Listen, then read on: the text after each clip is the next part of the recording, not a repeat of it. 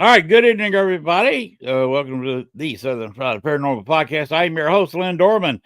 We are working with New Orleans Paranormal Society and their Voices from Beyond ghost tours in New Orleans. If you want a real ghost tour, gives you facts, not BS.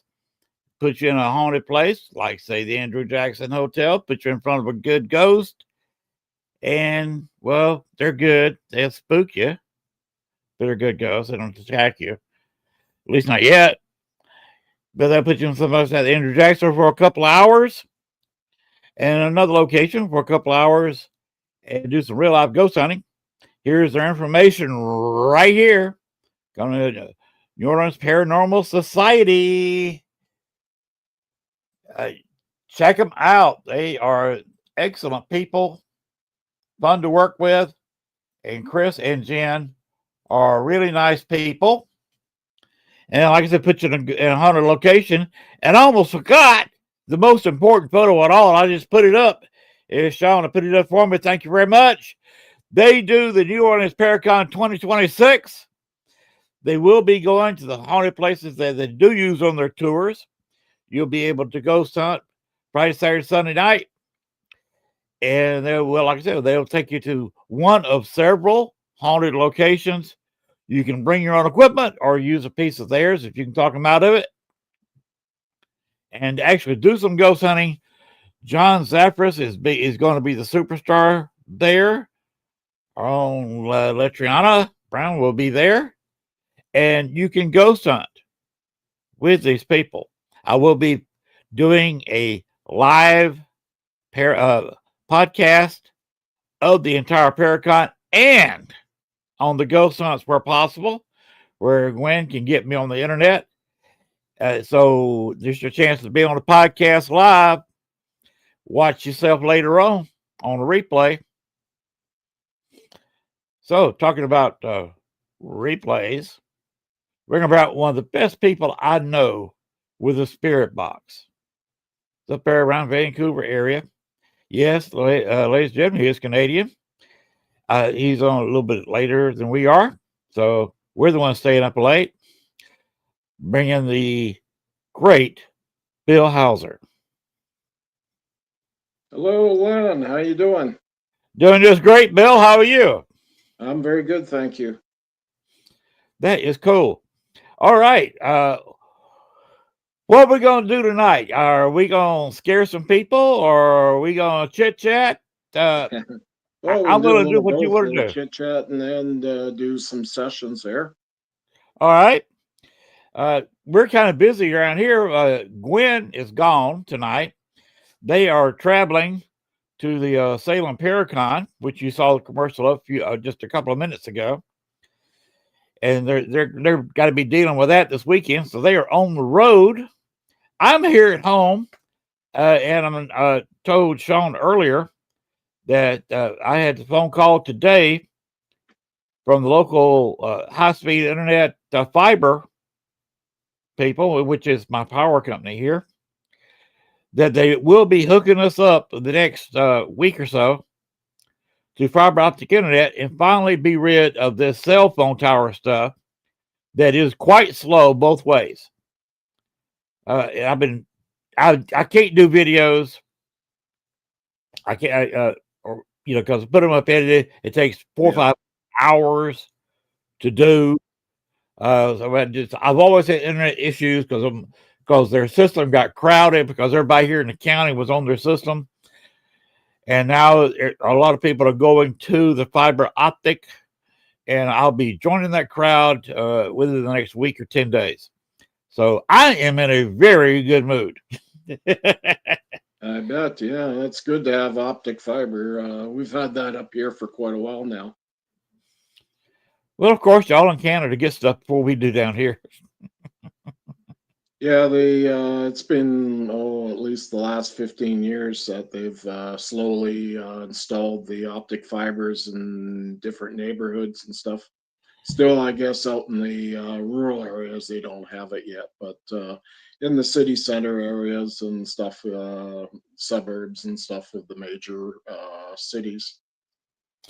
Right. We don't qualify as a suburb because I live out a mile outside of a town with only 2,200 people in it. Mm-hmm.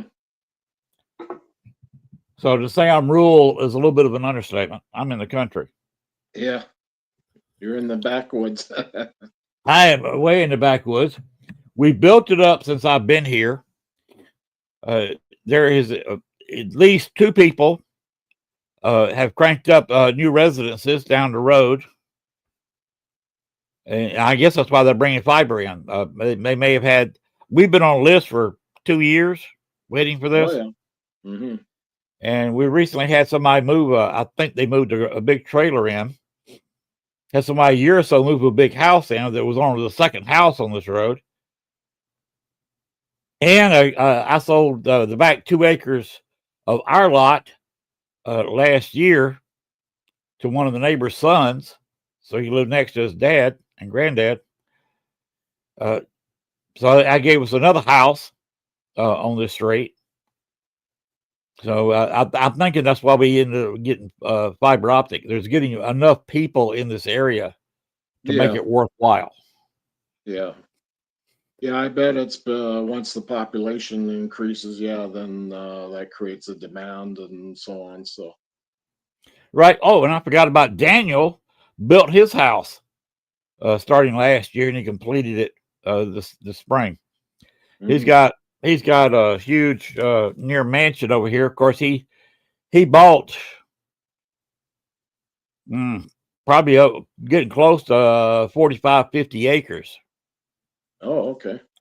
He's basically got a great big, really nice house, and he is raising horses and cattle. So yeah, one of my neighbors, yeah, does raise horses and cows, which is why I'm going to be, I'm adding on. I'm doing my porch right now. Next summer, I'll be adding on to the back of the house, and eventually have a Western style, Western themed bar in the back. Yes, and Oh, that'll be it nice. will be equipped, and Hmm. you can tell them all in Canada. Yes, I am putting Crown Royal in because I do prefer some Crown Royal. No So Southern Comfort. I'll have that too. Oh, good. Yeah. Also have probably some slow gin. If you ever had slow gin fizz, that's pretty good. Okay. Yeah. Well, I tend to be more for hard liquor. I like vodka. That's usually something I enjoy. So, I'm not a big beer drinker. So, Yeah, I drink beer in the summer. During the yeah, winter, instead of drinking cold occasionally. beer, Yeah. I usually go with a good Scotch, Crown Royal, something like that, and drink it at room temperature. Oh, yeah. That's good. Yeah, keep that doubly keeps you warm instead of it's being 30 degrees outside or 20 degrees outside, and you're guzzling cold beer. Hmm. Uh, so how have you been? It's been a while since you've been on the show. Yeah, I guess what August last time I believe I was on. I believe that was right. Yep, August, and then yeah, I had a little setback in September. There, I had just a small accident, really, with the kick scooter I enjoy taking out. I was doing a YouTube video with a friend. He was filming me, and I was in another area, the White Rock area, where it's a lot of hills, and I set a certain path I was going to take, and anyway, I turned on the side street and I kind of overlooked, but the road conditions were not very good, and it was slanted over and it was all cracked, and so I ended up going over. So, but anyway, I'm okay now. No broken bones, no stitches or head injury, like concussions or anything like that. So, uh, I was considered to be very lucky. So, Yeah, it sounds like you were lucky. A lot luckier than Michael Gagliano because he's afraid of the shows, and he was riding a little scooter, and he went head over heels, and he mhm. landed on his face. Oh, nasty. Yeah, Yeah, I was that was wearing a helmet, so I think that's what basically this part of my face was bruised up a bit, and then what do you call gashes and just above the eyebrow, and that was from the sunglasses I was wearing. These basically they weren't a safety type sunglasses, so now I got a pair. But anyway, the lens broke, and so I was lucky I didn't get that in my eye or whatever. Yeah. So anyway, no stitches. I was surprised because I sure bled a lot when I got to the emergency at the hospital. So, Yes, but they checked me out pretty good. So you then are lucky. gave me a tetanus shot because I hadn't had one for a while, and some painkillers, and sent me on home. So yeah, by the end of that week, I was on a trip over to Victoria. So it didn't really stop or slow me down that much. So that was the nice thing about it. So. How is Victoria? Oh, very nice. It was a good weekend. The weather was really good, and yeah, it was lots to see there, and festivals and stuff to go to, and that. So that made it really fun. Cool. You still talking with my friend Dave Scott? Not too much. Basically, I don't go on a show anymore, so I don't have too much to do with him. But occasionally, he might send a message or whatever, and I'll do it that way through Messenger on Facebook. But basically, I haven't really communicated with him for at least a good 7, 8 months. Oh wow. He's a busy guy. Now he's got. If you look at his show now, he's got a heck of a beard. It's a lot longer than mine. It's the way down to here. Yeah, yeah, he wants that Grizzly Adams look or something like that where he lives. So Yeah, and of course his buddies, the aliens, they look at that and say, "Oh my gosh, what this guy has something on all over his face." hmm well, I know he goes out a lot on Sasquatch hunts and stuff with some people there, and then some people that come into town there from outside of BC. I mean, basically, if they're going to see a Sasquatch, it's a good place to see it. So around his area, Good as any. yeah, I theoretically, if you look at a map searching Sasquatch area, I live in one. The area around here, except for the farms, could house a Yeti population. But you got a lot of hmm farms, you got a lot of crops going, yeah, but nobody's reporting any damage to their cornfields or their rice fields where they've been yeah, raided by a big creature. A lot of deer here. yeah. Uh, I've had herds in my yard, not a single deer. I've had a herd of 7 and 8 deer at a time in my Oh front yeah, yard. uh-huh. So there's things for Sasquatch to eat. Plus, I live close to a creek on one side. I got a bayou on the other, and just down the road, got a pretty good sized fishing lake. hmm In fact, it's a state park, and there's plenty of water. But I've never heard any stories of people seeing a Sasquatch here. Now we do get a bear in town once in a while. Yeah. Yeah, well, I mean, I live in the Pacific Northwest, so this is a kind of a prime area for Sasquatch once you get out of Vancouver up into Oh the yeah, mountains there. So, yeah, at because the most, Vancouver's kind of settled down off of the coastal mountains on the water there, and then, of course, urban sprawl out into the Fraser Valley and stuff. So, yeah, that is real prime Sasquatch and Yeti territory out there. There's probably parts out there that haven't seen a white man in decades. yeah. Yeah, it's well, yeah, there's a lot of very remote areas. A lot of people here in Vancouver area, they look at the mountains and think, "Oh, that's great," but they don't really realize over on the other side of that mountain, there's pure wilderness for at least a good 100 and some odd miles before you even get to small little settlements or cabins or anything like that. So, just pure wilderness. You can get lost in there in a hurry. hmm Oh yeah, definitely. Yeah, it's pretty.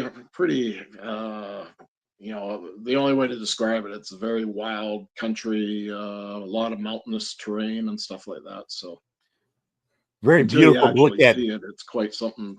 Yeah, Uh, To be honest with you, being outdoors and that, it's great. I enjoy that as well. But I've never seen a Sasquatch personally, but I know that a lot of people have seen sightings through the years and stuff, especially up around the Harrison area. That's another hot spot. So, and the Agassiz Harrison area. I have never seen even a hint of one. Yeah. I've had some armadillos making noises at night and coming at me on rear Yeah. up on back legs and threaten me because I surprised them.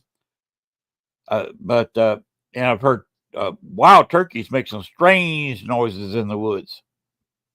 Oh yeah, I could imagine. Yeah. We get quite a variety of different wildlife out here, and deer and bear and black bear and so on, and cougar and that. So, to be honest with you, I mean, it's not too uncommon when you're driving on the highway out of Vancouver. You might just see a sighting of a bear or whatever.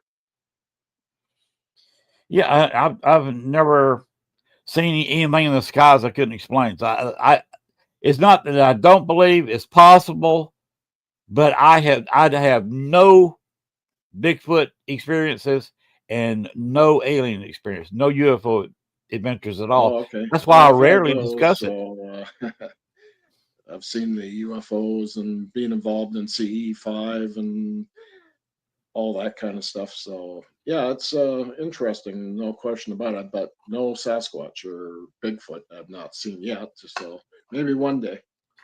Did you have some good Northern Light shows the last few nights? They did yesterday, but I didn't really see them in my area. I guess because the viewing around here and then the structural stuff is a little hard to see. So. But yeah, they were seeing them in other parts of Vancouver and out, anywhere where you're close to the water is where they were seeing them really good. So Right. That they were for 2 nights this yeah, past I week. heard they You could saw them see all them the way way down down here. to Mexico, the northern Yeah, Mexico. So that's quite we had, amazing. yes, we had with that the solar flare, whatever it was, Yeah, that yeah, gun of probably an solar X flare radiation. or something. hmm We had quite a light show here in Arkansas, which is Yeah, amazing because, uh, well, this is almost a once in a lifetime. It doesn't happen very often. It's no, every few no, decades we'll get something like this. So it was amazing, beautiful. It was quite pink, other shades of red, a little yeah. bit of purple, touch of yellow. Quite the sight. We've had quite the light show down here. Oh yeah, definitely. Yeah, out here, I mean, it's people, we do see them in the lower mainland or like the general Vancouver, greater Vancouver area occasionally. I remember, I think about 2 years ago, they were seeing them pretty strong there for a little while, for a few days when they had some strong solar flare activity.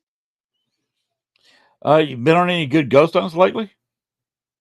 No, I don't really go out anymore with the groups and that. I've basically stopped going out with them because I got tired of, well, the politics, the internal stuff. So I just Oh, decided to move yeah. on. And but I still do the ghost box stuff, so it hasn't stopped me. And I'm going out and doing my own thing. So Yeah, same thing here. I'm basically a group of one. I may team up with another group, hopefully, to go to some of the more expensive places. yeah, I still need to go to the Crescent Hotel. If you oh look on yeah, my Facebook page, had two hmm, people that I follow on YouTube called the Endless Adventure. They came back from overseas and came straight to Arkansas. I guess they kind of wherever they came in, they flew from there to Little Rock, and they spent Halloween night or night right close to Halloween in room 218, I believe it is, which oh is okay, supposed to be the most haunted room in the Crescent Hotel. And these are not ghost hunters, but they checked it out and they took some pictures, both using a digital and a Polaroid. Hmm. and he got nothing but to put the pictures up the post in case somebody wanted to look and see. Yeah. But there was during the construction, I should say, of the hotel, a worker was up above, Hmm. working on the outside on the walls, and fell. They didn't have any floors above completed, so he fell all the way to what is now the second floor, and of course Oh, okay. died. Yeah. And the spot that he died on is where the bed sits in room 218. Okay. Now they are not is anything like you with a spirit box. They didn't have one, but I could just imagine what you would get keeping a spirits box open for several hours. You staying in 208, 218, excuse me. Would you attempt to do something like that, knowing you're sitting on the bed or laying on the bed mere inches from where a guy died during the construction of the building? Well, I have been in some hotels that were considered to be quite haunted and had quite a notorious past. And yeah, I mean, it's amazing the things you see, light phenomena in your room and all sorts of stuff. Occasionally, some poltergeist activity with stuff being moved around and then knocking and, the usual haunting aspects that you experience when you go out. So, but, I mean, I've experienced a lot of stuff through the years. So for me, it's, I kind of just say it's like second nature now for me because I don't get the same shock like when you first start doing all that kind of stuff from a long time ago. But I've been doing this stuff for many years, going out on investigations and stuff like that. So many locations with lots of different stories that are attached to them. For those that don't know, how long have you been doing spirit box sessions? Well, Spirit Box and the ITC, I started that in 2010, so not too long. But the actual ghost hunting, I was doing that long before I was doing the ITC stuff. So uh, I'd say at least well over 25 years now. What did you use And I did before? quite a bit of stuff in Victoria, what's a very haunted town, shall we say, with a lot of history attached to it. So stayed in some hotels that were very haunted, and yeah, it was amazing. What kind of equipment did you used to use before you got so involved with the spirit box? Well, the usual stuff. I had a night vision camera. That was the Sony type cameras, the high eight and all that stuff. Just regular photo camera, 35 millimeter. Then I had cassette tape, like a little handheld one that I used to take out a lot. And then when digital came over, it made it a little more easier. So I just had a small digital recorder after. And, sometimes you use an external mic with a good frequency response. So you pick up those lower frequencies and stuff like that. So, yeah, it's quite something when you go out and do these things. So, uh, yeah, all EMF meters and stuff like that. So the usual kind of stuff that a lot of people had. Yeah, I think we've all been through that phase. And Yeah. you got heavily involved with the spirit boxes. I got where I used Echo Box after it became available. Use that a lot. Oh yeah. Still do. But they both get results. I had no issues with any of it. I do spirit box. I got an SP7, Yeah. Well, and nowadays too, a lot of groups and that are experimenting a lot with the ether, or pardon me, not the ether, the Estes method, and doing these kinds of types of ITC research and that. So it's interesting what they do. I've tried it, but I'm not really overly fond of it personally. But it is interesting, no question about it. When you get your other senses going, when you're wearing a blindfold and you got the special uh, headphones that are noise canceling and stuff like that. So yeah, it works very well. yeah, it's amazing when you think about the equipment we had when you and I got started Yeah. a quarter You of a know, I century mean, ago. yeah, basically reel to reel I played with a little bit too, and then also cassette for quite a few years. And then, once digital came along, that changed the whole spectrum of EVP research. Yeah, it was a whole new ball game. And come out with the new cameras. What was that called? The SLS. Yeah. Well, being able to get your data that you've collected on the audio files, it was easier to get after because, pardon me, the thing is with cassettes and that, it's basically you had to load that onto your computer with a type of software, Auticity or whatever, and WavePad I used to and stuff like that. So, but I mean, the Ghost Box, yeah, it made those aspects a lot easier because it was in real time, so you could hear it right away. So that made it really cool. True. So, what do we want to do? Do we want to go straight to Spirit Box, or wait a little bit, or what you want to do? The show is yours, Bill. Whatever you want to do. Well, we can I do one say let's at the do it. beginning, and then just do our normal chit chat interview kind of stuff. So, okay, for some people that may not know what the Ghost Box is, there's many types. This is just one that's really good. It has random mode. I use random for the scanning because I really like that. But you could use, regular linear scans and stuff like that in both forward and reverse. So, my preference, I do like random personally. But anyway, we'll turn it on so you can hear what it sounds like.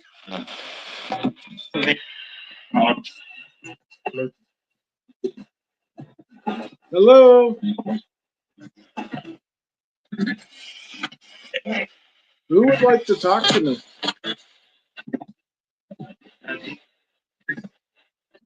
Can you tell me how many active spirits around my area?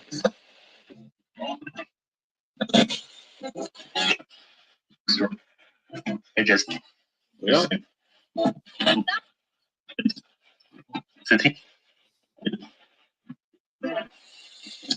Okay, could I get a name, please?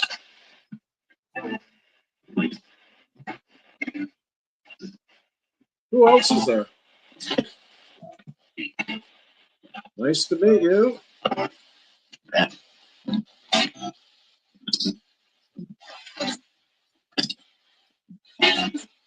What would you like to say? Do you have a message for anybody? Because I'm on a little radio show here. You might know somebody out there. You have a message for them, maybe?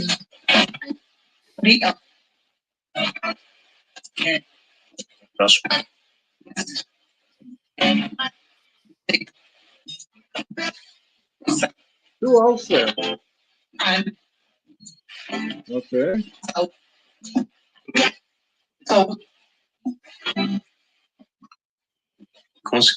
Who's this?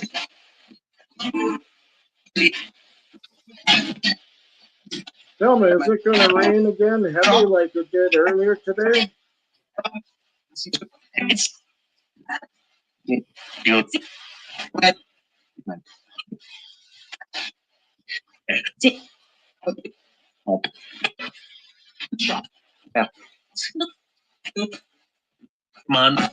Who's this?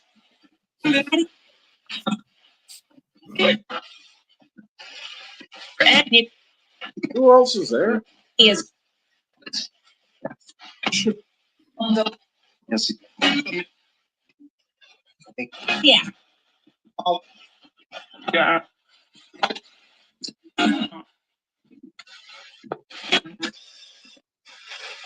Okay, I'm going to end this session. Thank you. Okay, well, that was a little run by test so we know what the Ghost Box sounds like now. So It's in real time, so you hear the voices pop out like that, and yeah, you'll sometimes get little phrases in there, and they will respond intelligently to your questions a lot of times. So yeah, it's pretty cool how that works. I heard, I couldn't tell if it was a radio noise or actually a voice, but it sounded like they said Megan, and there was a slight pause in the middle of the name, two syllables, and a very slight pause between the two of them, which makes it kind of hard to be on the radio. Yeah, well, actually, using the random mode scanning, also helps to basically mitigate the whole what do you call remnants of broadcast radio and music and everything else that might be on the radio. So, because a lot of times you can peg that pretty easy. Around here are most of our well in the I'm on FM with this radio. So most of the antennas are up on the mountains and that, so the AM is a little different. But I find AM out here doesn't work too well on the ghost box a lot of time. Too much disturbance, uh, high voltage power lines nearby and stuff like that. So Yes, same thing around here. Use the ghost box. We don't have a radio station here. The nearest radio station is about 40 miles from here. So in the car, we have some days we can't pick up the one in Little Rock, which is about 80 miles away, yeah, and the other one down in Monticello, which is 40. They're kind of close to each other on the dial. There's also a country station over from Mississippi, so they're about 50, 60 miles away. yeah, And there's days we can't pick them up at the car. yeah. Well, I So know use not my far from cruiser. where I am, but it I'm up on a hill, but then it tapers down into an open area. And there's an AM radio station broadcasting their antenna on the flatlands there, basically in the farm country there. So, yeah, that would cross channel when you listen to on the Ghost Box that station. I can't remember the name of it, but it's a very powerful station anyway. Probably kicking over 50,000 watts or more. Okay. Yeah, both the state. I think Little Rock is 100,000 watts Yeah, because it well, is this is in the probably center of the close state. to it, but it's pretty strong. It's different with Yeah. the FM because it's up on the mountains, the antennas and that, and you don't get that same. At least I haven't experienced that too much. As the cross channeling on FM, so where you get stations like that. So, but if you're Right. scanning on a linear, yeah, you're going to pick up sometimes those remnants of broadcast radio. I find the random mode helps to mitigate that problem. Right. And of course, it sounds different down here because uh, we live on a very small hill, Yeah. uh, but even where I'm sitting right now is maybe 70 feet above sea level. Okay. So Oh, you got a I'm bit of elevation there. just a bit, not much. No. Further south and of course further east, Yeah. you start heading to the Mississippi, you're starting to get really close to sea level or Yeah. just a few feet above. Yeah. We have the Fraser River going through, and being my experience and experience of others, when you get closer to the river, especially around New Westminster area, because that was the original capital of British Columbia before Victoria became that. But anyway, yeah, you get a lot of spirit activity in that area, and then up into Langley area, and then onwards, further out into the Fraser Valley. All right. Wow. Uh, I will probably never see that area up there. It's one thing I would rather go up north to the uh, Seattle area or the Vancouver area than go down to Yeah, Southern California. California just got nothing for me. yeah. Well, I've been to Southern California quite a few times through the years. Yeah, you go to a place like Los Angeles, it's kind of breathtaking at times. But I remember the first time going through Los Angeles into Orange County, and the high rises from the freeway there. I didn't even see them that day because of all the smog back in the early 80s.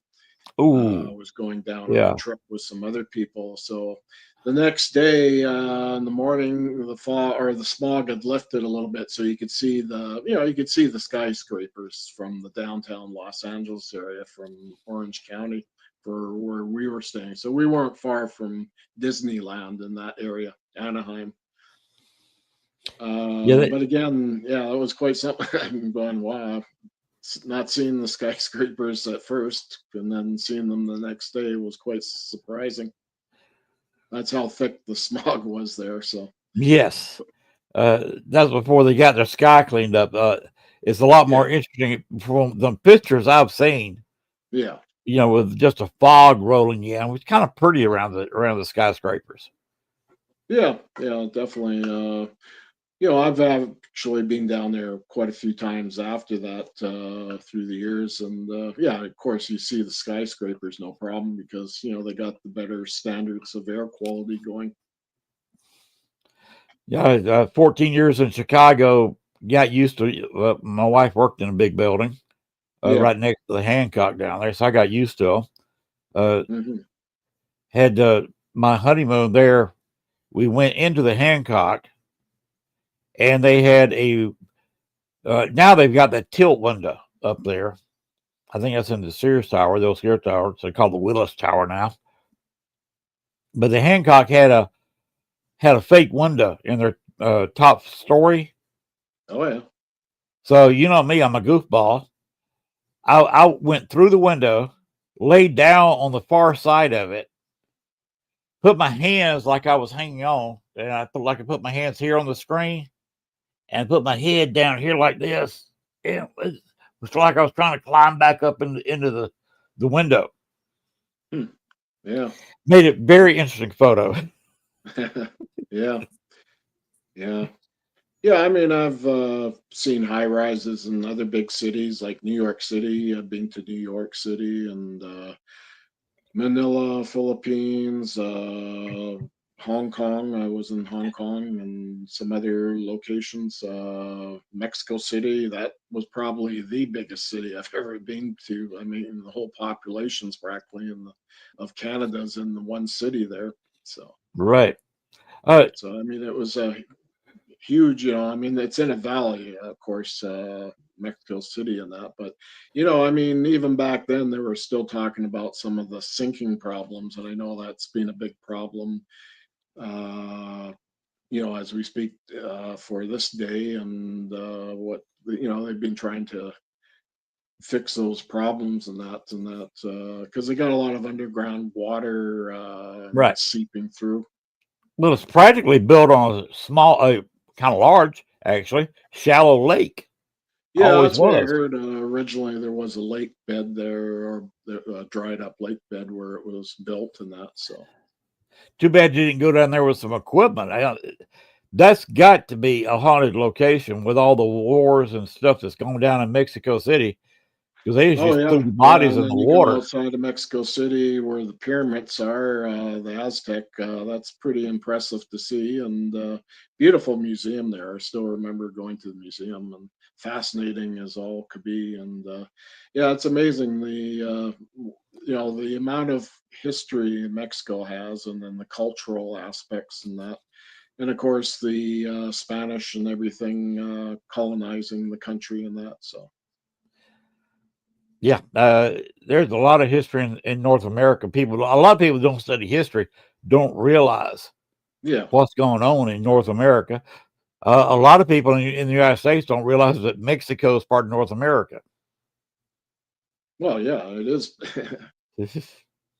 we we sometimes forget down here. They say, okay, we're Americans. Yeah. Yeah, but Canadians are Americans, Mexicans Americans, Well, Cubans we're all are part of North Americans. America. Yeah, and when you get down south, Colombia, Ecuador, Yeah. uh, Argentina, Chile, they can Yeah. call themselves Americans as easy as we do. Yeah. I mean, I've traveled in Mexico, through the many years, early 80s, going across to Tijuana from San Diego and that. So yeah, and then what do you call? Went on different holidays, package deals and stuff like that, all inclusives, Puerto Vallarta, Mazaland, and then Acapulco, and a lot of these great places.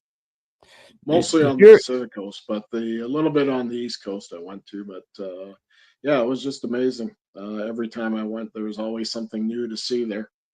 Oh yeah. Did you ever do any ghost hunting when you were in the Philippines? Uh, tell I everybody did that know some, when yes. you were there. I also did a lot of the spirit box work as well, and yeah, I even went down to the university. Sort of, the university had a big reputation for hauntings, and then also they had to disband a parapsychology club there because this one club, things got out of hand, and anyway, I don't know the whole story to it, but anyway, the university administration basically had to disband this one parapsychology club. There's still some others that are attached to it. Uh, but again, once you get into the parapsychology, you get into that type of philosophy. It's like a science within its own well-being, shall we say, for the paranormal and that. So, but again, when you go into a place like that, it's a big cultural difference, of course, from back home, of course. But at the same time, once you start to understand a little bit of the history, then you start to realize how intense certain locations can be for energy. And I tell you, there's a lot of energy there. Well, the Philippines have a long history. You've had people there for probably a couple thousand years. You go back. Yeah, well, you had the indigenous population there, and then through the many years, you also had the spice trade in the south part. Of course, the Muslim populations and that in the south. In the north, it was mostly the Spaniards and that, and then a lot of logging in the northern part of the Philippines and stuff like that, and also by outside companies coming in from other countries like United States and Europe and so on. And yeah, it had so much resources. That's the thing about the Philippines. Massive amount of forests and stuff like that, big trees and stuff. Right. You got the rubber plantations, and you get down further south in that Manila. You've got in Malaysia. You've got oil wells down there, and that's why the Yeah, Japanese took all that over when just after they attacked Pearl Harbor. A lot of people forget that the Philippines was hit, Hong Kong got hit, like I said, Malaysia got hit. It was they were fighting all over those islands, yeah. and Well, actually, the people. fort in the old part of Manila there, Fort Santiago.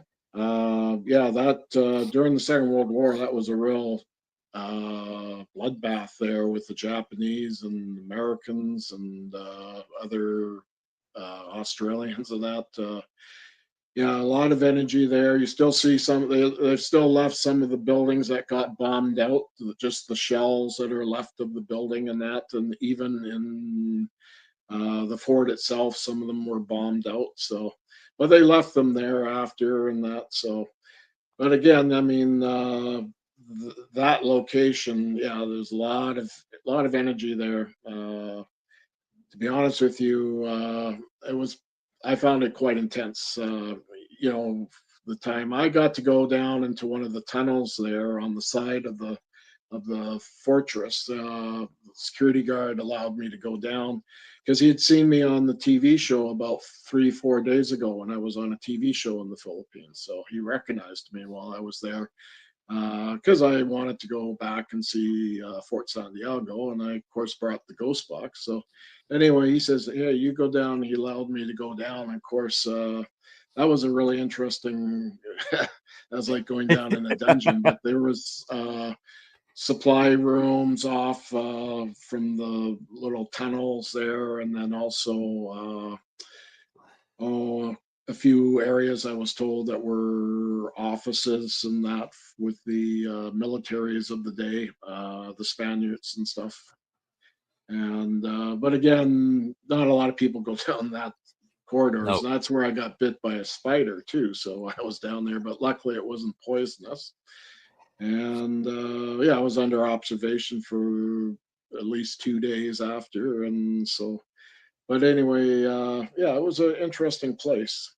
Actually, on a YouTube, it talks a little bit about on the ghost box when I was in the back part of the area. You could overlook and see the river from there. Yeah, it was pretty fascinating, shall we say, what history is associated with that fort.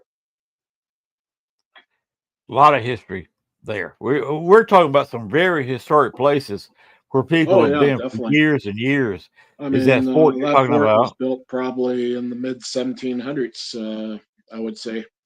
And right across from the fort is a big church there, cathedral style Catholic church, and that very historical location as well. So, yeah, it had a lot of interesting history associated with it. Yes, in Mexico City would be amazing too. That'd be both locations would be absolutely amazing to do some Yeah. paranormal research with. Oh, yeah. And then I got a chance to go down to Mindanao Island. Pardon me. That location of that island was really amazing. Oh, I was up in basically oh, Hawaiian de Oro. Uh, Again, we went outside of the area, and of course, it gets really nice, kind of tropical forest stuff and windy little rivers and stuff.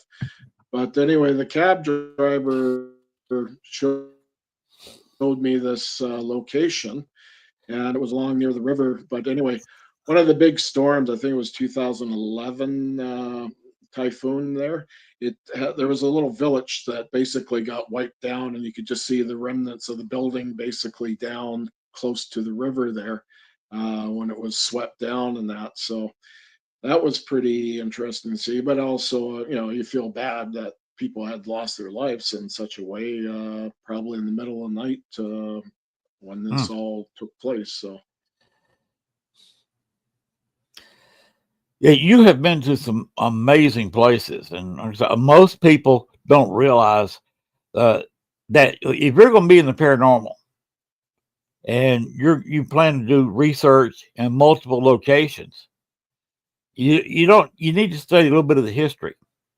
yes, well, I think the two go hand in hand, really, Mhm. with ghost hunting aspects of the paranormal and history. I know I've met some people involved in the paranormal that are quite the history buff. Uh, Amazing resources of information they acquire along the way. A lot of stuff too that doesn't always get into the mainstream that you hear as well. But anyway, it is a factual aspects of the history, like in local areas and that what I'm referring to. So, but yeah, you could go all over the place, like even in BC, or I mean, we don't really have a large history like back east in that, say in Quebec and Ontario. Okay, because they were colonized long back in the what 1500s, I think, when the explorers came out.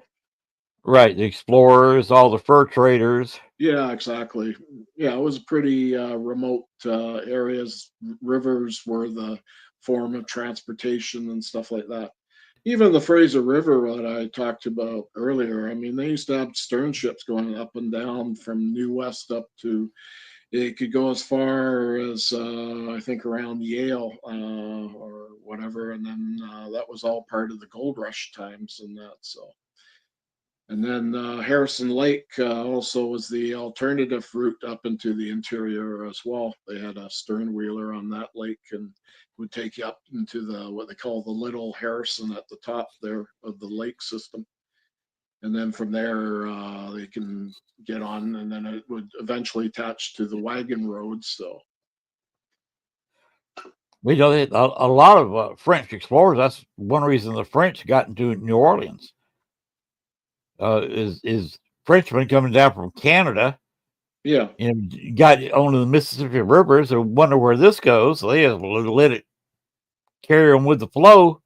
Next thing you know, they're in the Gulf of Mexico. yeah. Well, when you think of it, I mean, you catch the currents, and that it'll take you out.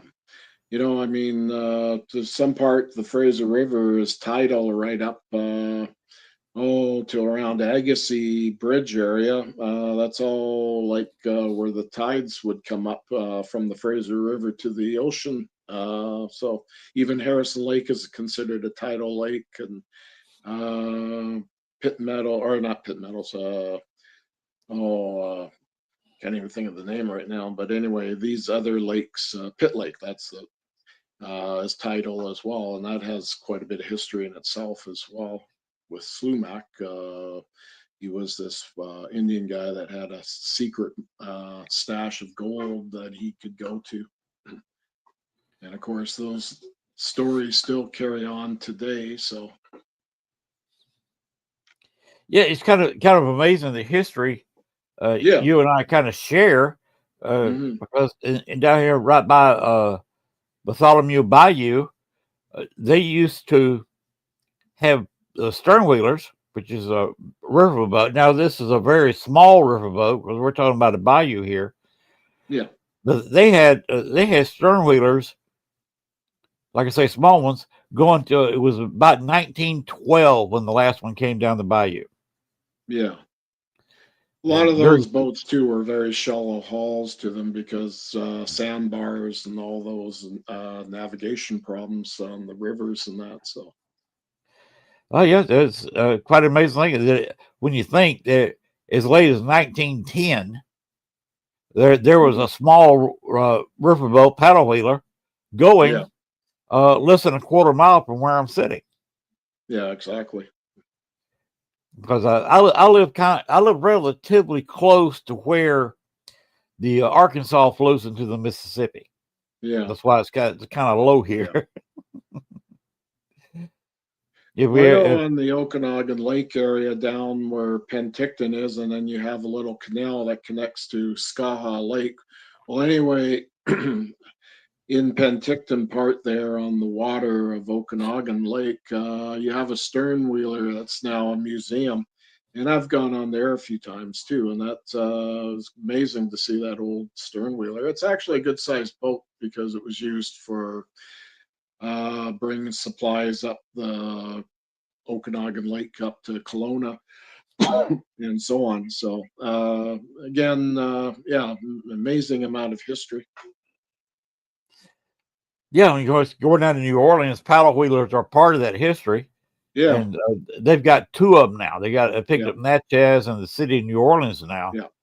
Well, that will actually, I have take a that. connection with the paranormal aspect at the local cemetery with an RCMP officer. He was shot on, I think it was the other stern wheeler. It's no longer around, of course, but he was transporting a prisoner, and I think they were going up to Kelowna or whatever at that time. Anyway, something happened, and the prisoner overpowered the RCMP officer and used his service revolver and shot him. And Wow. he died on the boat there. And so, anyway, in the cemetery, when I was communicating, I actually got his voice coming through. It was a bit faint, but he was responding to some of the things that I was asking him. He was a sergeant. They made him finally a sergeant or whatever.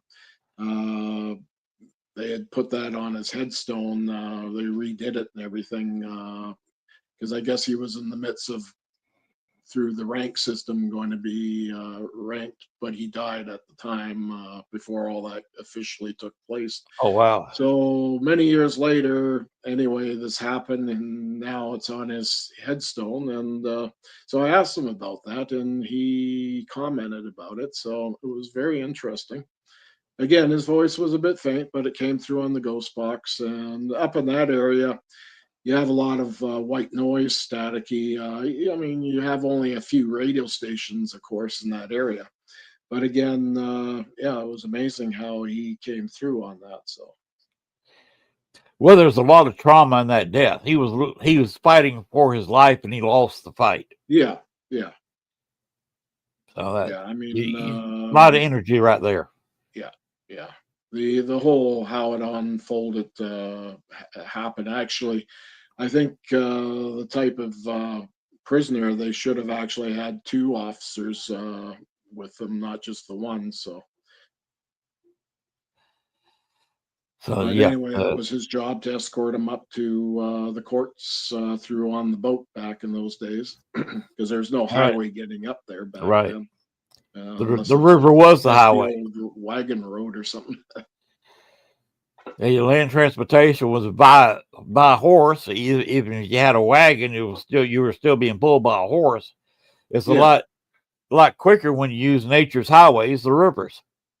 yeah, yeah, exactly.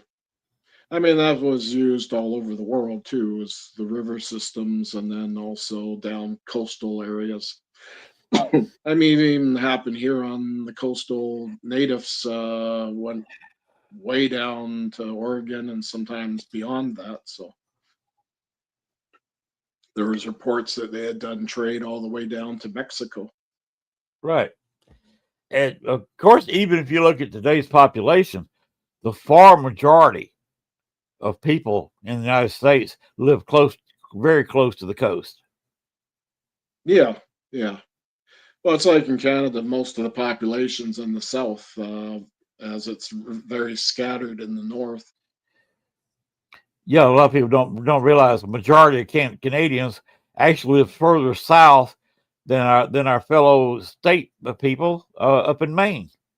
Yeah, yeah. Because if you look at all the major cities in Canada, they're all close. You know, they're not far from the U.S. border. So, Right. I And mean, yeah, Maine's you pretty got far north. places like Whitehorse and Northwest Territories and all that, but that was a slow development along the way. And again, it was very village-like for a long time before that slowly started to develop. All right. Well, yeah, did you want to slip into another ghost box session? Try it one more Okay, time, see what we'll we can do that get. again.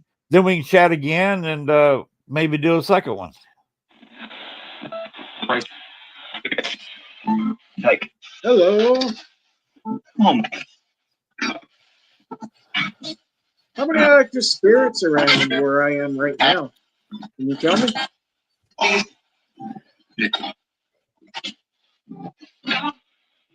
Do you know? How many? Is it more than 15? Some days we get up to 20 or more. And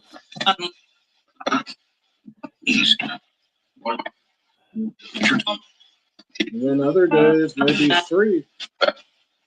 Yep.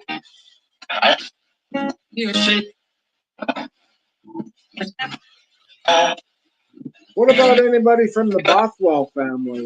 Not far from where their place was.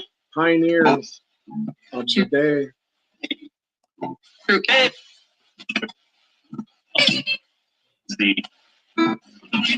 Is John Bothwell there?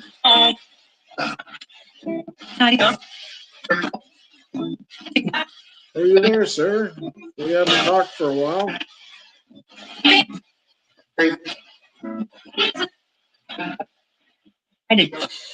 Who else is there?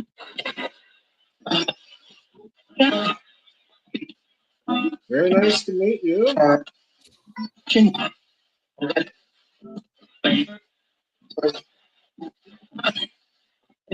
Who's got a message? I'm on a radio show. Do you have a message maybe for a listener out there? Or for the host, Len?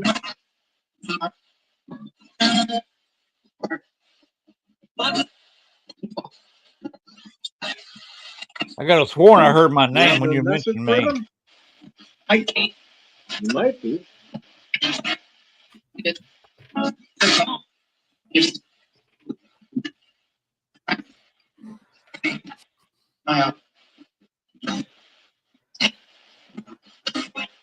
Like, yeah.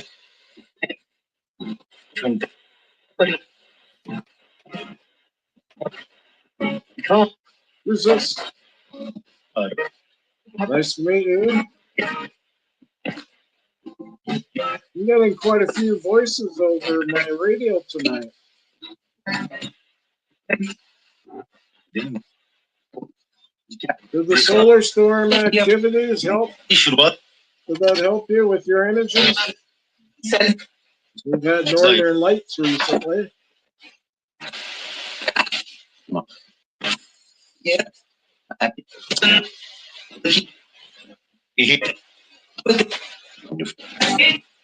Off. About a week ago, it was the full moon.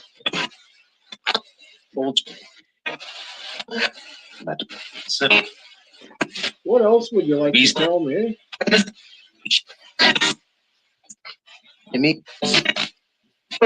Are you here right now? Yeah. Yeah? What color t-shirt am I wearing? No. What color?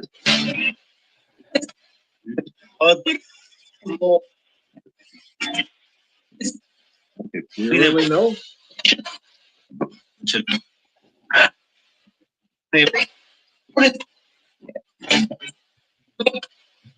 Then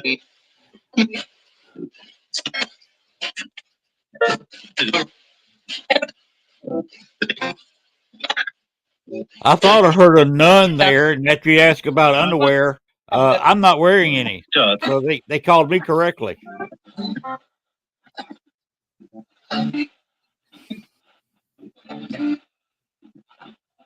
Who else is there? Okay, I'm going to end my session. We'll chat in a little while. Okay. A lot of voices came through on that one. A lot of voices. I heard my name once. Yep. And when you ask about your T-shirt, I was thinking in my mind, you could have said, "What color is my underwear?" And when I was thinking that, I heard a very clear none. And what I'm wearing is just a pair of sweatpants. It's a little bit cool down here at nights now. Yeah. Although it's supposed to go to 80 tomorrow, it's a little bit cool. So I am wearing sweatpants, but I don't have any underwear on. Okay. I'm going commando. I ask those kind of questions quite often just to see if they're aware of where I am and are they able to see around. Some people may take a pen or something like that and ask them what this is or whatever. So, it's a good exercise to do when you're using ITC methods with the ghost box. Right. It's all part of that awareness for the spirits. Right. Now, a lot of times I've thought questions and other people think questions and they get answered before you can actually say it. Yeah. And I wasn't going to say that until I heard none. Yeah. It answered the question perfectly as the question I had in my head. Yeah. So we kind of have a theory of what spirits are. They're non-incorporate beings. We know they can travel through the internet because our internet's a form of energy. We're beaming energy all around us. Exactly. Which is why I think we get so many spirits now because we got infrared, we've got all kinds of beams going around. Yeah. I mean, I'm a strong believer that they're able to read our thoughts too at the time. Yes. And so they kind of know where we're coming from with what we're saying, either what we're saying verbally or our internal thoughts, subconsciously maybe, or even consciously, one of the two. Again, I mean, it's good, if you're in a location, pick something that might be, relative to that, and ask questions about it, and you'd be surprised the amount of answers that you could get that are basically intelligible. Yes, it's fascinating. I love that. This is one of my favorite parts of the paranormal field, uh, especially to do live on the show because you're seeing live what happens instead of Yeah, I mean, the this is other not night I heard a rehearsed in voice. any way. This is Yeah, we're going basically when I keep turning the ghost box on. So it's right. unscripted, you name it. So it's Mhm. real time spirit communications, as they say. Right. I had no questions written down. Everything is as we go, live as it can be. It's interesting to get interaction live instead of telling people about it. Here it is on YouTube. Yeah, Go watch it yeah. and see what you think. Does any of your audience might have a question or something pertaining to that that I could help them and ask the ghost box? Well, I don't know if we got any requests for that enough for the Yeah. audience, but if Sean is still around, we can see if Yes. he's got any questions. Um, yeah, I mean, when the frequency comes up and it sounds like a radio, how is it actually deciphering that? That's a good question. It's continuously scanning, and this is I'm using basically the random mode of scanning, and that tends to cut out a lot of broadcast radio. So I always found the broadcast radio is very easy to identify, at least in my area, because I've traveled around in some areas. Broadcast radio sounds a bit different than again, and then sometimes less staticky, more staticky in that. So, but I always look at, if you're going to ask a question to the ghost box, what are you getting back? Is it somewhat intelligible? That is it relative to what you're asking? And that's kind of how I've always measured my success. Yeah, that's kind of interesting. Is it able to separate old ham radios or ham radio operators as well? Well, I'm on a broadcast radio frequency of the FM band, so it's basically scanning in that capacity. Yeah, I've some of my ghost boxes have shortwave, and I've used shortwave in that, and that can be very interesting as well.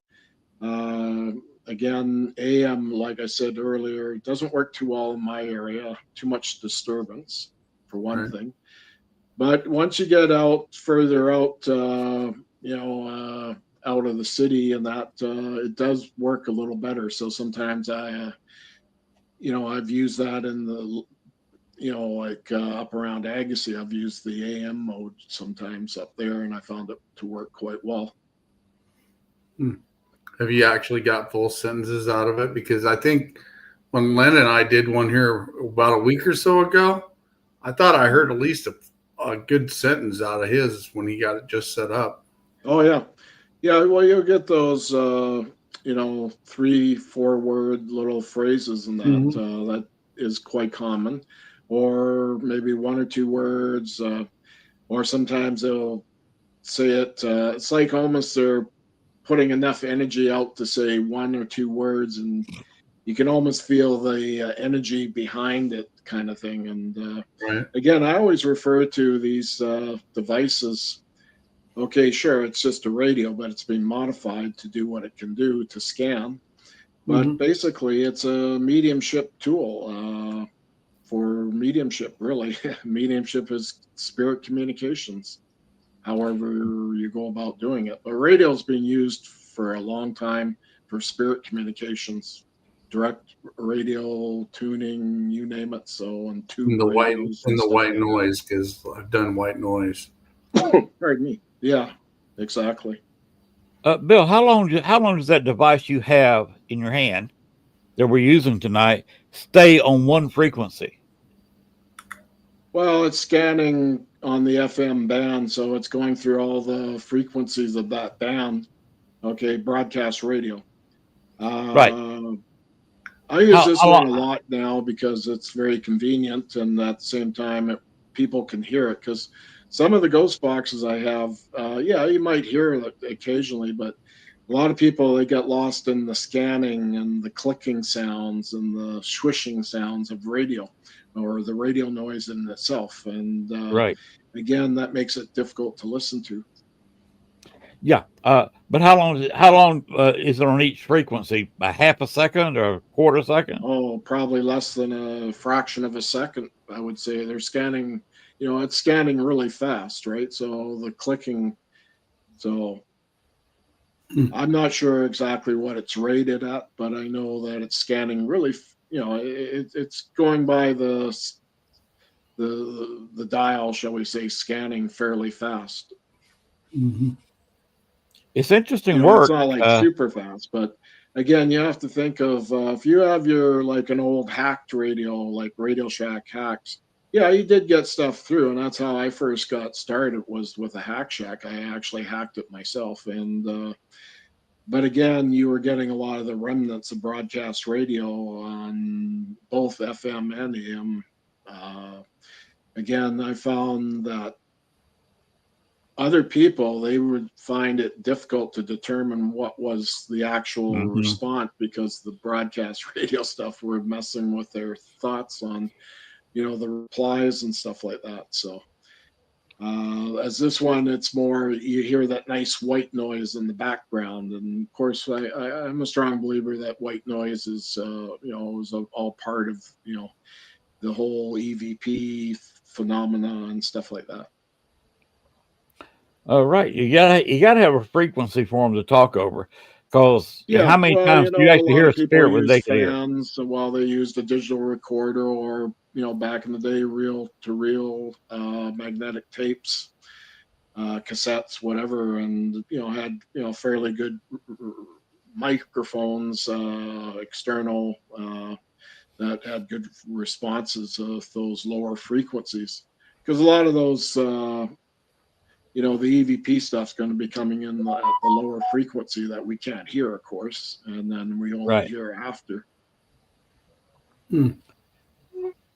It like I said, I this is discovered something just recently. I got okay. myself one of these small, uh, what do you call, consumable body cams, and I was using it to test in the local. There's a small green space park near my area. While I was walking, I had this indication of turning over to look the other way, and I did. And anyway, after when I was listening and everything, of course, you hear all the background noise and everything, but I did actually hear a voice come through. And then I amplified it a bit with the amplifying speaker, and sure enough, and I turned my head soon after it happened. So again, I mean, I have a certain level of mediumship myself, and so I pick up on things where equipment doesn't always do me good, but I can sort of, I can sense when spirit energy is near me or something unusual. In that case, I didn't hear the voice at the time, but what I did was I felt the indication. Well, I should look over. Right. And for those who are listening and never been around in person for a spirit box session, it be patient, because it takes a trained ear to hear this. It's like listening to a stethoscope. A doctor can tell things are wrong with your chest, your lungs, your Yeah, heart by listening to a stethoscope, where I would be totally lost. I'm hearing stuff. Okay, what does that mean? And it's the same thing with a spirit box. You got to train your ear. It takes a little bit. yeah. Well, Just I do as mean, the many whole sessions as thing you of can. the Frank's box with Frank Sumption, I mean, he himself was an amateur radio guy too, on the side. So he had a real good knowledge of radio even before he started hacking radios to do what they could do to do spirit communications. And of course, I think it was Popular Electronics where there was an article that inspired him to use a radio like that and to modify it and so on. And yeah, I mean, a lot of people now with the ghost boxes, they don't even know who Frank Sumption is really, and they're using them and that. But many years ago, the local clubs around here, they didn't want anything to do with spirit boxes and stuff like that. So again, that's why I became an independent basically. But when I finally did start to use the ghost box, yeah, things started to really work quite well. And the different locations you go to, I mean, you get these really incredible voices coming through that are intelligible. So, and then some people recognize these voices too. Yeah, if they hear the spirit of an ancestor or somebody they knew when they were alive, they Yeah, can recognize the voices. yeah. I even played a little bit with your travel TVs, the black and whites. So I was about You ready to had a ask radio you. and a TV all in one kind of thing, and a little handle, and you took it off, ran on so many double Ds or whatever, or D batteries. But I found after when, what do you call the television frequencies went over to digital, so those basically became just white noise and other whatever noises you get off of those frequencies.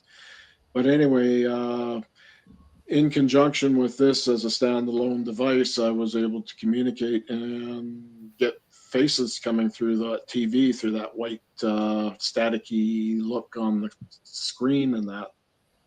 And that happened quite a number of times when I did that. So I even did that at events and stuff like that, where people, were really grieving stricken with their better halves passed away in car accidents, and aunts and uncles, mom and dad, grandma and grandpa, friends that have passed away and that, and then their voices coming through. And then if their face shows up on the TV, that really, yeah, they were very amazed to say the least. So, So the TV that you use, because that's one of the questions I was about ready to bring up. Has anybody ever tried that? But wouldn't those have to be TVs from the late '80s and early '70s, probably, or maybe a little earlier? yeah, well, that's basically what I have. I mean, Hmm. those were the travel TVs that people took with them camping. Basically, that was those type of TVs with a long telescopic antenna and everything. So, Right. but again, once the TV frequencies went over to digital, now you have all this analog frequencies that aren't being used now. Slowly, I think here in Canada, they've started to use them for other purposes. But however, there's still the UHF frequency bands and stuff like that. Hmm. That yeah, it's just how do you call Interesting. just white noise basically, and staticky, snowy pictures and stuff. And yeah, I know some of the other people, they would put a sweep circuit in the old TV set, so they were constantly going through the TV frequencies. But I Hmm. never would do that. I would just dial in very slowly and just kind of felt where it was best, and then I'd start using, say, the ghost box, and then the TV would be off on the side, and I would ask for faces to appear, and sure enough, it did happen quite a few times. Hmm. I remember one lady in particular, her boyfriend had died in a car accident about 2 years before. And she came and she asked about wanting to make contact. And I said, well, yeah, let's go for it and see if he comes through. And sure enough, his face came through. And of course, she was teary eyed and everything. And yeah, it was, she was so amazed by it. Interesting. So she, I mean, to this day, well, I don't know if she's now done it, but she said she still had his ashes because he was cremated, and she was always wanting to spread them over at this one lake that he used to like to go fishing. And I said, sure, you should do that. And so hopefully she did, and that. So, but anyway, he came through and told her that basically he loved her, and yeah, tears came down her eyes, and it was sad too, but happy. Right. At least she got some closure out of it and some understanding. And then another lady was brought to me, and it was at a paranormal conference here in my area. It was a big one, and I did the sessions the same way. I wouldn't even look at the TV. I had the TV turned totally away from me, so she was across the table sitting, so she could see the TV. All I had was the ghost box at my end, and I would make the communications that way. I didn't want to have people think I'm trying to influence the TV or anything like that, through those aspects of the mind and that. So Interesting. Yeah. but anyway, I mean, again, it doesn't always happen. That's the thing about it. When it does, it's just the right moments and it clicks. And when it does, you can really feel the energy. It's very strong. That's the thing. If you get evidence every time you crank up a spirit box, a ghost box, or go into a room, and you get evidence, you gotta wonder about your own investigation. Yeah, if you always get something, Yeah, you gotta get that null reading. Pardon me, sorry to interrupt there, but doing things like a radio show, for me, it was always interesting because you would have people texting or whatever to the host of the show. Oh, could Bill try to get a hold of my grandma on that? So I would make these attempts, and sure enough, a lot of times it did happen that I was able to get her voices through. Sometimes very strong voices that would come through for these people. And I always found that interesting. And originally, I wasn't too keen on doing live ghost box sessions, but eventually I decided to do that it was Dave Scott that encouraged me to do that. So he said, you would be perfect for doing that. And I said, okay, well, we'll try it. So originally I did it in a car beside an old school that had been torn down that had a haunted reputation. That's now a park. And it's a dog walking park or whatever. But anyway, the energy in the area still hasn't left. It's still pretty strong in that area. And again, the area has a lot of other more recent problems with homelessness and that migrating to these parks and that. And some of them have passed away through drug overdoses or exposure to the elements and cold weather and that. So again, that was a lot of fun doing it in the car, and we got a lot of stuff coming through. And then I was using the direct link, the one that Jay Prather built for me, and it was one of the original ones that he has, because the ones he has now are like next generation kind of stuff. But the one I had, there was no antenna. I would touch the little plate on the side, and with my connection to it, the reception for the radio would happen.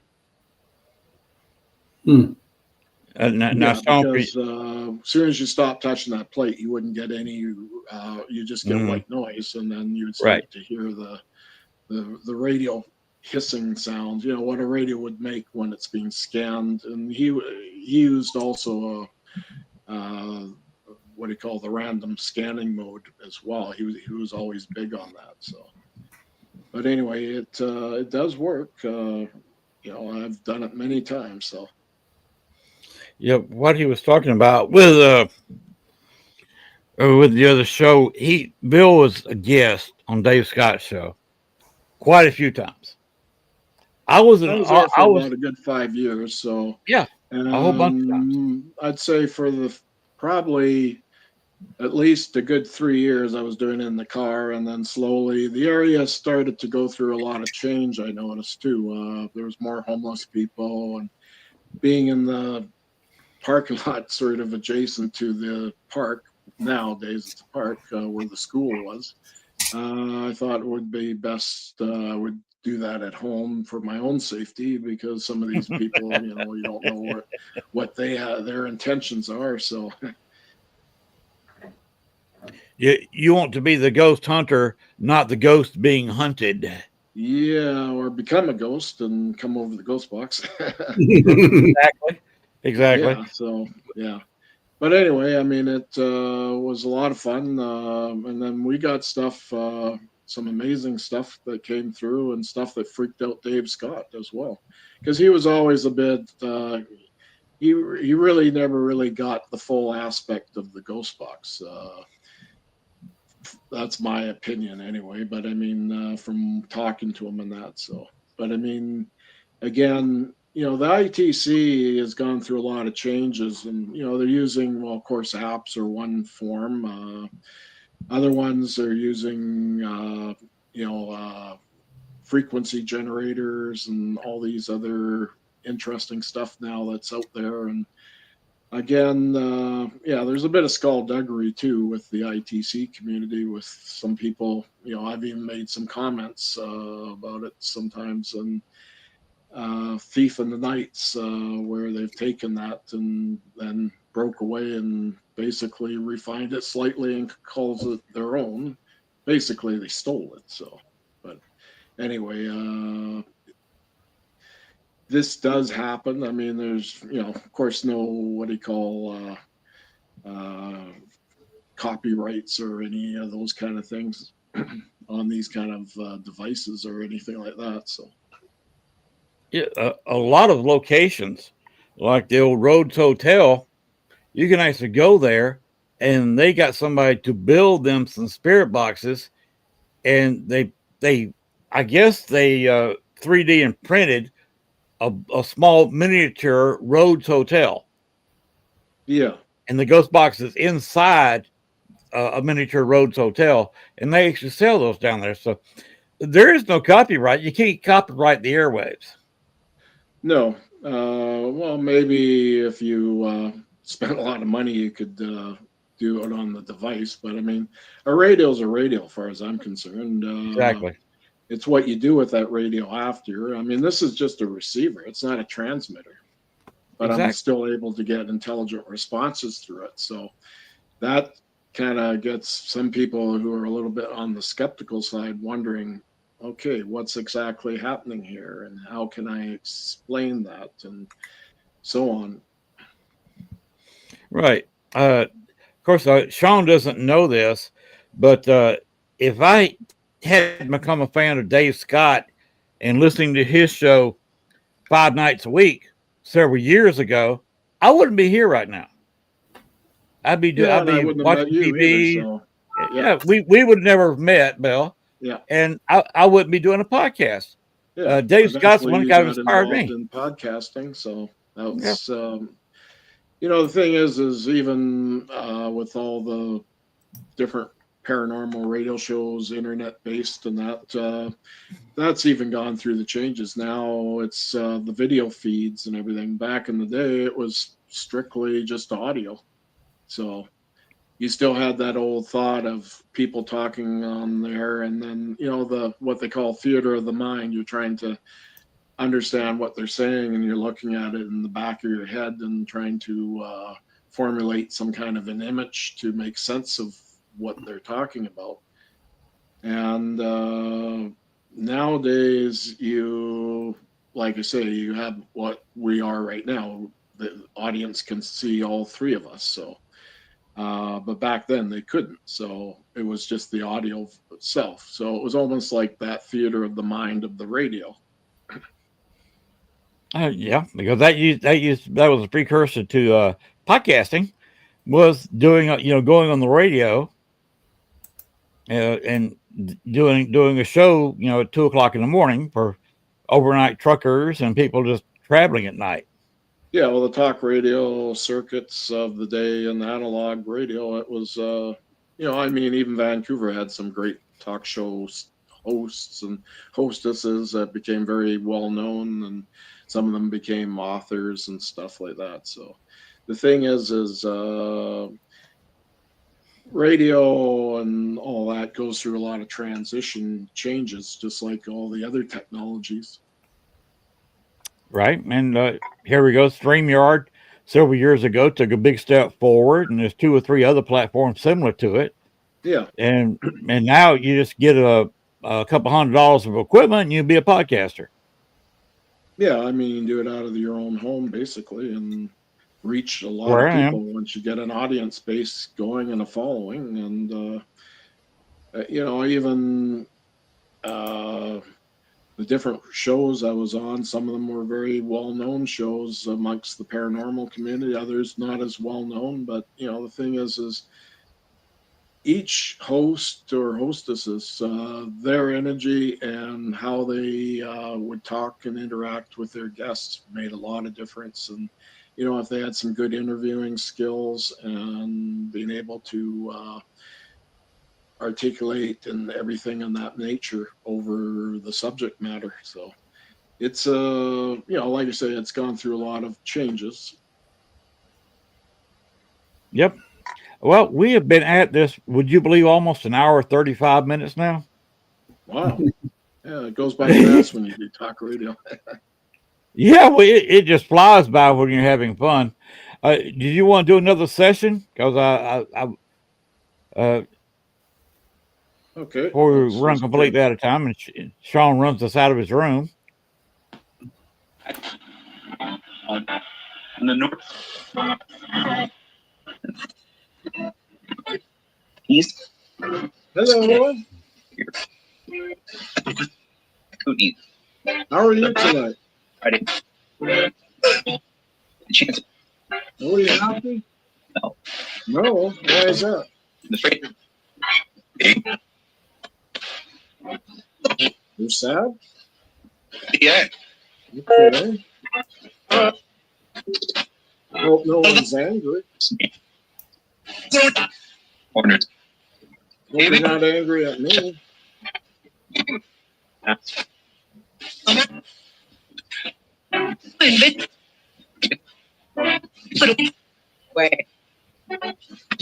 Would you like to say something to the audience?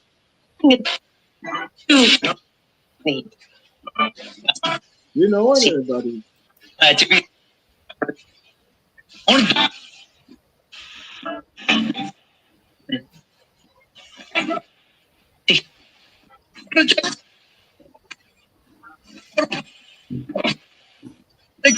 Who else is there?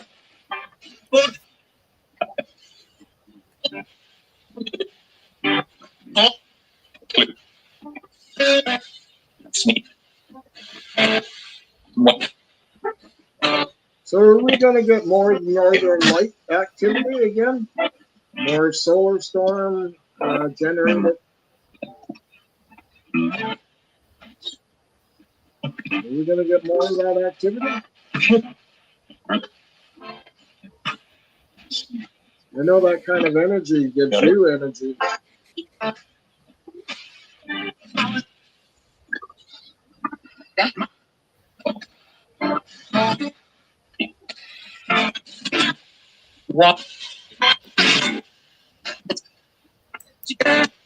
Yeah, I'd really like to get a name from somebody.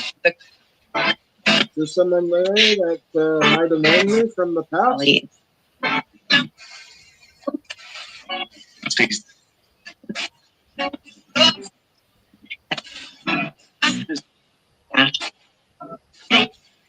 I'm like the beast. I don't know. I know in the past I've gotten a lot of people speaking Yeah. French. I know. Right. If you want, you can speak your native tongue if you like, the language that you are, the country you're from originally. Out of corner. Yes, foreigner, but anyway, as far as I'm concerned, you're all welcome to communicate. Ed. And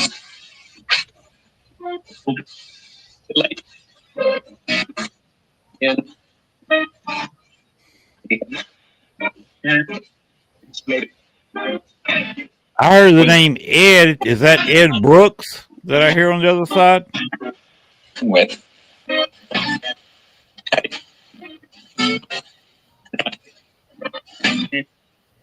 Who else is there?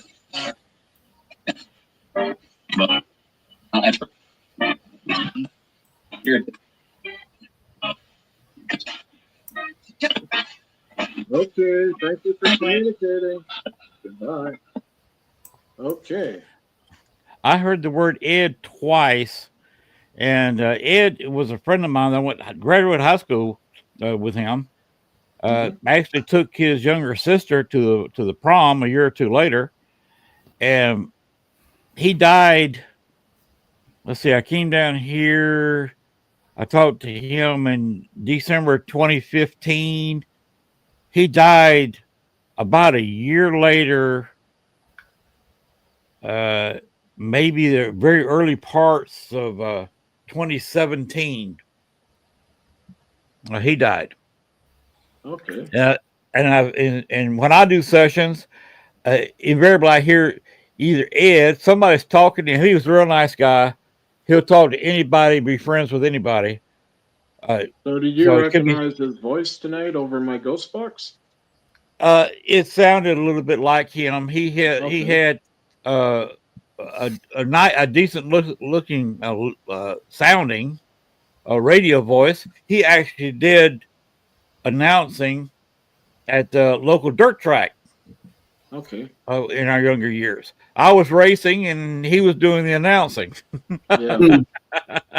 Well, the uh, neat thing is where you are, you're like on the other side of North America almost, but from where I am, yeah, a but little further south in Arkansas, and I'm up here on the west coast of Canada in British Columbia, the Pacific Northwest to be exact. But the thing is distance really doesn't matter no, when you're using the ghost box, especially when you're doing talk radio and that. So with people in your area that have passed on, it's their opportunity to come over, even if they're doing it over my radio over here, many, many miles away. So, time, or I should say, distance, is not really a big problem to them.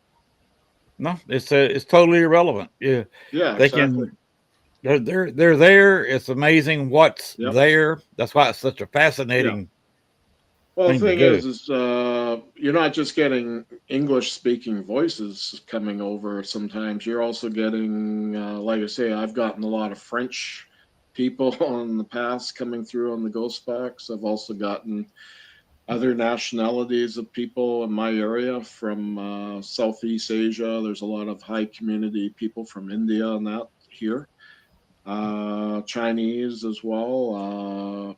What do you call Mandarin and Cantonese, Vietnamese as well has come through, and I mean it really is not limited to just English. Mm-mm. So that's the No. nice thing for some of the viewers out there tonight that really don't understand about the radio and that. So yeah, you can easily get different people from other nationalities coming through, and sometimes they're speaking in their native tongue.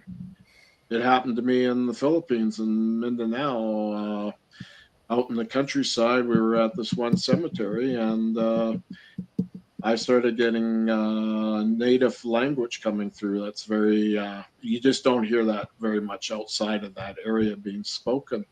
And yeah, it came through, and people around that could speak that language, they recognized it, and then they said about it after to me that, yeah, they were coming through. You never know if you open a door, and basically when you got a spirit box, whatever you're Yeah, using, you're opening a door to the other side, yeah, and you exactly. don't know what's going to speak to you. You really Yeah. don't.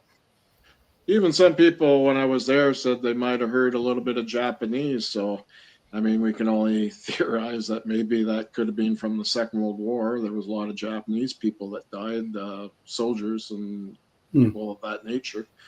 Right. Again, uh, when you get this happening, I know people like you're saying New Orleans, for example, people sometimes are picking up French down there as well. You can pick up that was Spanish held territory for a while, French held. Yeah, You pick French up Spanish and and French down there. yeah, exactly. And then the French Quarter and New Orleans and that. So uh, yeah, you're gonna get this, and then also different versions of that language being spoken as well. slightly Yeah, different dialects and stuff. yeah. Cajun is something else down there. It's a combination of French and a little bit of English thrown in. So it's kind of I guess a sub language is what you'd call it. Yeah. It's, Well, it's like when, for example, when I was in Manila, yeah, I got a lot of Tagalog through, but I also got a lot of English through because if you look at their educational system, English is a second language in right. the Philippines in general.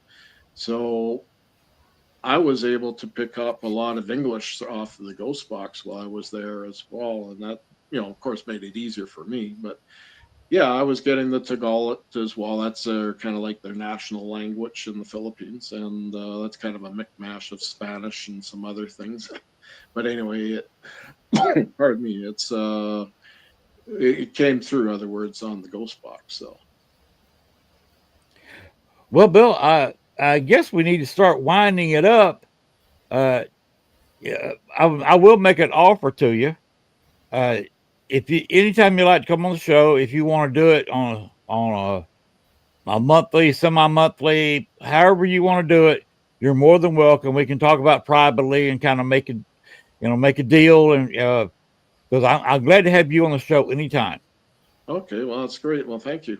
I have been thinking about maybe doing again once a month show.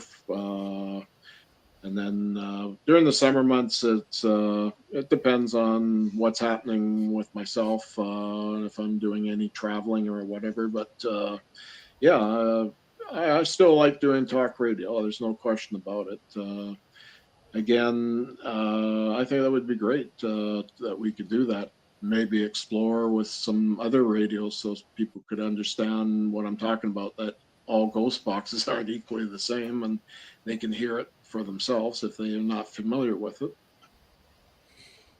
Yeah, I'd be happy to talk about doing once a month, or Yeah. whatever you want to do, Bill. You're Yeah. always welcome on my show.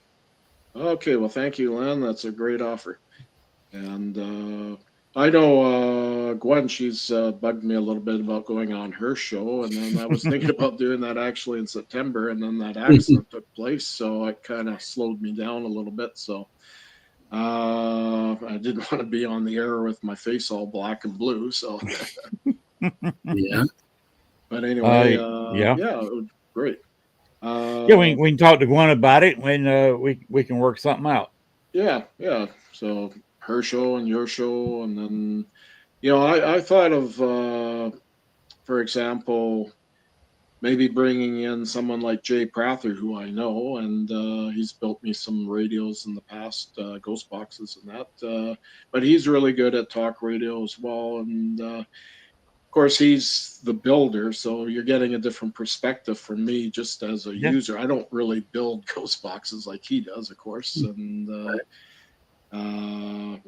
I know he's tagged up with Austin Mathers, so those two working together. So, I mean, these guys are sort of, as far as I'm concerned, like the cutting edge of ghost box technology. Yes, send me their info on Facebook Messenger, Yeah, and we can talk to yeah. them. And Another guy too is KD there, Stafford. Brilliant guy at what he can do in building ghost boxes and stuff, and experimental. And that's, these are the kind of people you really want to keep an eye on, and then at the same time see what's being developed along the way, because sometimes people discover new things by doing this method. So Very true. that's true. yep, it's one thing just to have the radio being transformed into a ghost box, but now you can technically tweak it so you can hear it better and better responses. And sometimes it's just the energy that's attached to it, the signature energies and that are coming through. People who are sensitive a lot of times pick up on stuff that I do when I'm doing my sessions and that. So some of them are affected too by it as well. But I always say that you should always, protect yourself no matter what. That's a personal responsibility each of us have if we're going to be doing the paranormal. So, and how you go about doing that is your own way of doing it, as far as I'm concerned. Right. I knew this one guy. He would have the ghost box, but instead of having it hooked up to a speaker, he would run it through basically a cheap form of a DJ equivalent equalizer, Yeah. and he would add a sound very slight, very low of dripping water as a background noise, and then it would run out the speaker. Hmm. Hmm. So he Yeah. added a Well, little I mean, sound you in the can back. do many things, tweak it. I mean, now, I mean, they use portal type radios and amplifying speakers of all kinds. And, there's really no end to what you can do with a ghost box. I also talked to one guy. He's on the show several months ago. He's got a box that's almost as big as this table I'm sitting at, where my computer's sitting. Just a huge thing, not mobile at all. He can only do this in his basement. He Yeah. runs it through there, and he has built his own equipment, the own circuit boards, and it eliminates the white noise from the ghost box. Oh, okay. Yeah. You can hear it broadcasting through it, but you don't hear it in the speaker. Time it gets to the speaker, it filters out the white noise, and all you get, and it also eliminates all the radio frequency, and that's why it's so huge. Well, in a way, it almost And I acts guess like a voices. filter. Yeah, it's a big filter, big electronic filter. Yeah. That's a good word. I know in the UK, some of the builders over there are experimenting with that whole similar concepts of static-free ghost boxes and stuff like that. And I mean, they're good. The only thing is your reception. I'm still of the old theory that you need broadcast radio for it to be spinning around in a scanning method to get those fragments of audio to reformulate and modulate themselves to form speech. And so that's important as well. Again, I've used, Faraday cage concepts, and I was still getting stuff through. Now, whether or not it was a true Faraday cage was questionable, but even if it was masking the signal, what some people claimed I was doing, I still was getting stuff coming through that was really good. And it was intelligible at the same time. Yeah, I used a Faraday bag on a SB7 a few times. Yeah. And Yeah. it does eliminate a lot of the radio, because you don't pull the antenna up, keep the antenna down, put it in a Faraday bag or a box, and you've eliminated a lot of radio sound. Oh yeah, yeah. I mean, your experiments can be almost endless how you want to do them. Even like the Estes method too. I don't really do that very much, but what I have seen of it is impressive. But it's a whole different way of doing the communications with your ghost box if you're doing it in that method, for example. Yeah, we had an example of that on my show on Halloween. We ended up with having two shows on Halloween. We stopped one because we thought we were done. Then the guest I was expecting came on and said, "Okay, I'm ready." And I said, "Okay, we'll have to open up another show." Opened up another show, and he went straight into an Estes session ghost box. Yeah. So it's interesting. Great cost. Does it 4 or 5 days a week if you keep track of him. Yeah. He's a good guy. He does it the right way. He's an older fellow. He's older than I am. So anybody older than me is an older fellow. But I'm sure Sean is. We're approaching 2 hours, and that's about as far as we like to go nowadays. So, Bill, it's been fantastic talking to you as normal. We'll talk about privately. Get Gwen on when it'd be next week, okay. because she's at that Paracon. They're going to be real busy this weekend. Yeah, definitely. Because in Salem, so maybe next week if we can get her, and the three of us can discuss out. Yeah, and we do a little what do you call Facebook Messenger conferencing and that kind of a few thing. things. Yeah. Exactly. Because I would instead of appearing on my show once a month, have you on my show once, like tonight, and then be on a Gwen show, be on Sean's show, be on all the other shows that's That on all reminds me of the Access Network days when I TV. was with Pair X. I used to do, Dave Jones got me going on all, well, not all of them, but quite a few of the shows when I first started doing talk radio. And so, yeah, it was a lot of fun. I learned a lot from, how to do talk radio and, at least put yourself out there presentably and so on. And yeah, it's always interesting,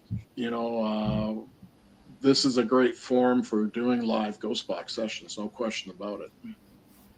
It's a lot of fun. It's fascinating, and doing on different shows with different people gives you some variety, and it's a great opportunity. We are Gwen's got some plans for, and Sean knows a little bit of this about expanding a little bit.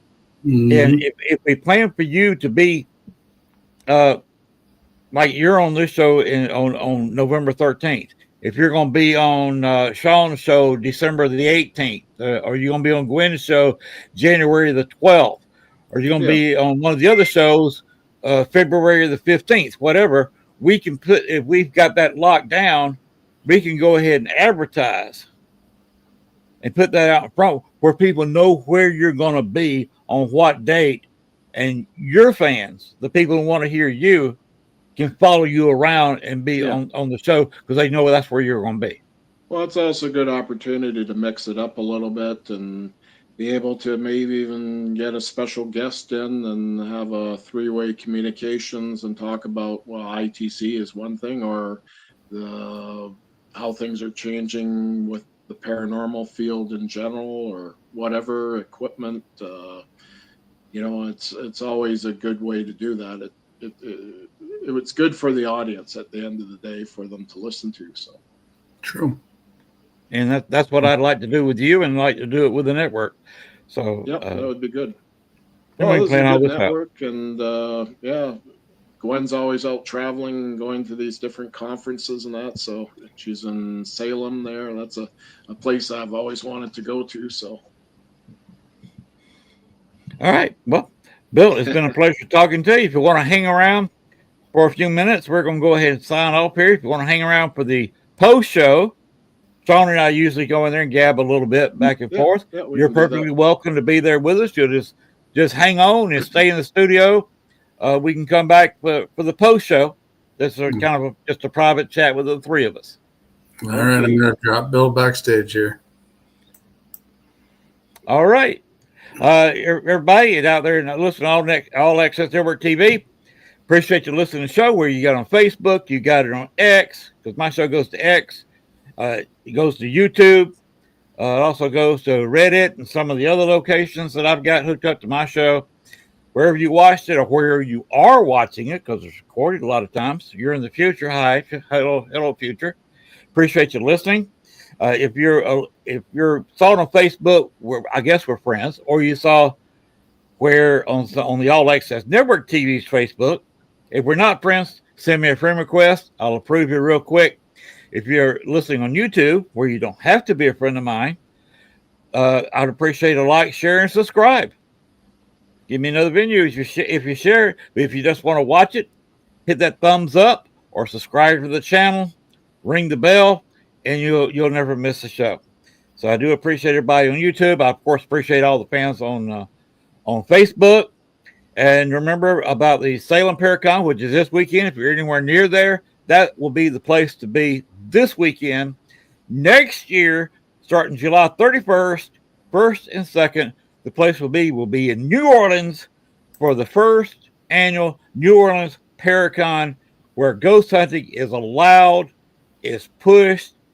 You have several hours each night being ghost hunts, and see people who have been ghost hunting for years and years, sometimes decades, and you'll be able to watch them in action.